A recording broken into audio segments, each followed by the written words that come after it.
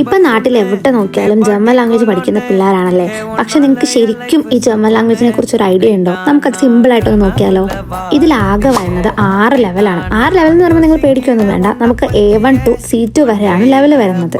ഇതെങ്ങനെയാണെന്ന് വെച്ചാൽ ആദ്യത്തെ A1ഉം A2ഉം ഇതൊരു ബേസിക് ലെവലാണ്.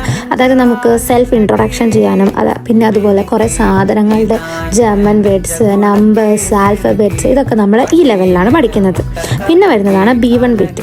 ഇത് നമ്മൾ ഇവിടെ നഴ്സിംഗ് ചെയ്യാൻ വരുന്നവർക്കൊക്കെ മെയിനായിട്ട് വേണ്ടത് B1 അല്ലെങ്കിൽ B2 ആണ്. അത് ആക്ച്വലി നമുക്ക് പേഷ്യൻസുമായിട്ട് സംസാരിക്കാൻ പറ്റുന്ന കുറച്ചുകൂടെ ഒരു കമ്മ്യൂണിക്കേഷൻ സ്കില്ല് കുറച്ചുകൂടെ കൂടിയ ഒരു ലെവലാണിത്.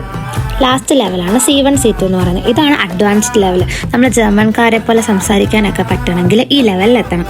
പിന്നെ ഇതിൻ്റെ എക്സാംസ് എന്ന് പറയുന്നത് ടെൽക്ക്, കോയിത്തെ, OST അങ്ങനെയൊക്കെ പറഞ്ഞാണ് ഇതിൻ്റെ എക്സാംസ് വരുന്നത്. ഇതിൻ്റെയൊക്കെ സർട്ടിഫിക്കറ്റിനെല്ലാം ഇവിടെ വാല്യൂ ഉണ്ട് കാണും.